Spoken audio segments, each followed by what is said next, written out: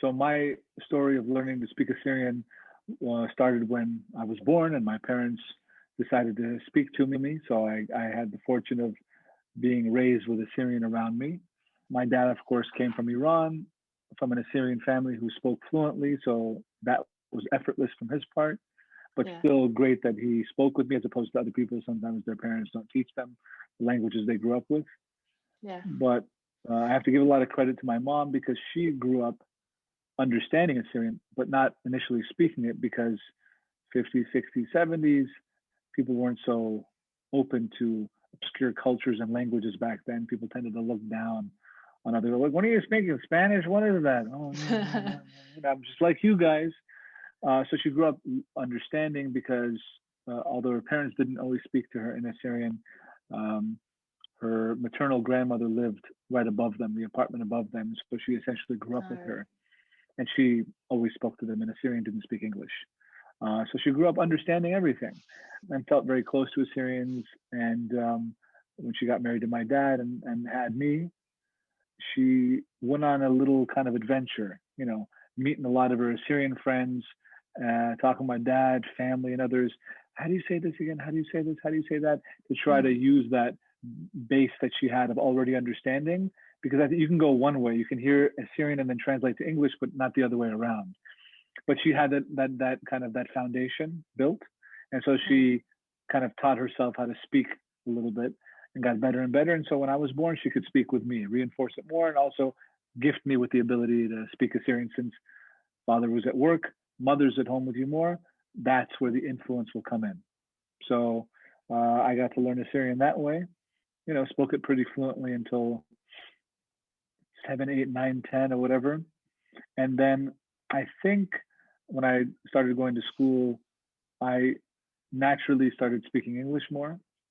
We Mm. didn't grow up in a community of Assyrians like Modesto, Turlock, and San Jose or Chicago, other places where you Yeah. just, there's multiple families, people everywhere. Sure, when our family got together for holidays and stuff, yeah, but we didn't live in a huge community of Assyrians all the time. So I think I started to lose it or to lose that fluency, that recall without realizing it. And then one day when I was with the family on a holiday, whatever, I can't remember when, someone spoke to me and I tried to answer and I was like, and I found myself kind of stumbling, going, wow. And I kind of had an epiphany. I was like, wow, I can't speak as well as I thought I could and I used to. Mm. I don't like that. It kind of bugged me because I just somehow Yeah. took it for granted. Yeah. I still could speak, but not as Yeah. quickly and fluidly and everything. Is just, the recall. Yeah. So somehow that stirred up something in me, some desire to want to learn again. And so I set out to just tell everyone, hey, speak with me in Assyrian. I don't want Mm. to fall into that hole where just speaking English all the time. And anytime anyone started to speak with me in English, aunts, uncles, parents, whatever, I said, Sudai, Sudai, Assyrian, Assyrian. Mm. And oftentimes when people would speak with me in English, I would just answer back in Assyrian, in Assyrian, in Assyrian to kind of get that going. And then it was around that time where my mom had learned a little bit about the Assyrian alphabet, and she showed me some books and gave me some of the basics I had to learn.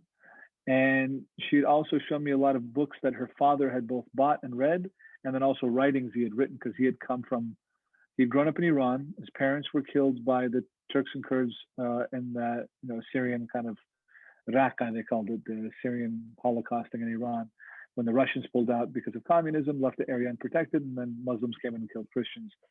And he grew up an orphan, then moved to Jordan, and he learned Arabic, and he was living there. And then finally, his family got him to come over to America after 7 years of paperwork, but during World War II, so not across the Mm. Atlantic, but the Pacific. And he wrote 4 lines of poetry describing every day of his journey. So I got to read some of those and Oh, everything. wow. And then my paternal grandfather, my dad's dad, Sundo, he also knew how to read and write because he'd grown up in Assyrian churches and they had schools. And of Mm. course, he was from an older generation where I guess there was more of that going on. So he actually knew how to read and write. Maybe not perfectly fluently after all these years, but he knew.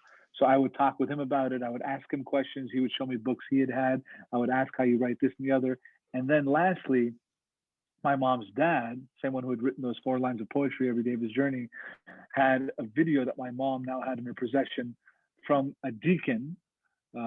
For people who don't know what a deacon is, the assistant to the priest in the church. Mm. He had made a video teaching Assyrian lessons, reading and writing in the 80s. His name was Putros What? Kodiakos. It was like an old tape that Oh I man.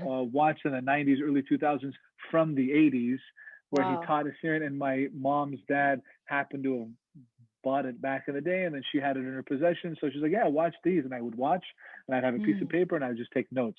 That's this letter. That's this letter. That's this. That's that word. That's how the vowels work and everything. And then I just Mm. started buying books and finding books and getting books from people's collections and reading more and reading more, and that actually helped me improve my vocabulary. I started learning words that people didn't even know because we don't have a country where people speak and Yeah. learn literary Assyrian.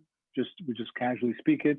So that really got me into understanding where the roots come from, how to pronounce things properly. It got really exciting, and also made me feel a little special. I was like, not a lot of people know how to read and write, even though they speak fluently. So one time I walked into an Assyrian food store in Turlock, and they had written something on the wall.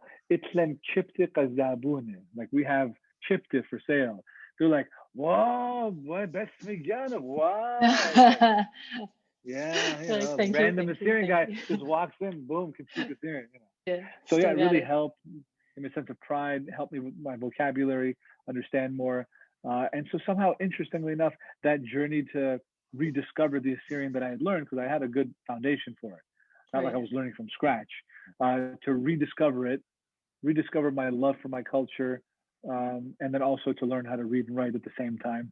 Just kind of all kind of happened at the same time in my late teens, and then early 20s and everything. And it culminated to where I'm at now, where I speak pretty fluently. Yeah. I still have to think a little harder when it comes to saying things that I didn't grow up saying.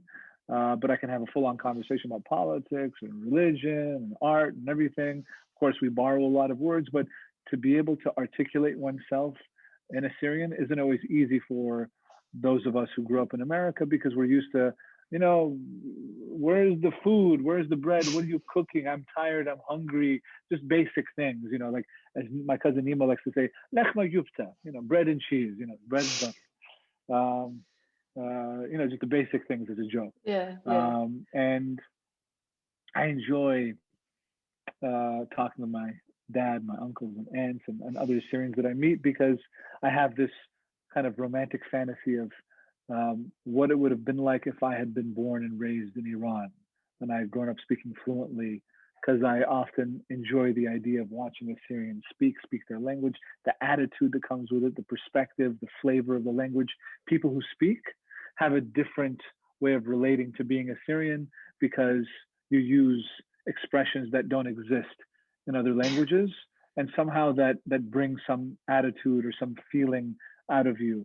No one is really aware of it unless you think about it and you study it and you kind of categorize it, but there's a certain um, sarcasm, joking, familial kind of quality, which I enjoy, you know? Yeah. And I enjoy the praise that I occasionally get from random Assyrians that I meet. Like, oh, you're not from back east and you speak that well? I'm like, yeah, Oh, with all stop it. sorts of different. Yeah. Yeah, exactly. Yeah. So yeah, You that's kind of been my journey.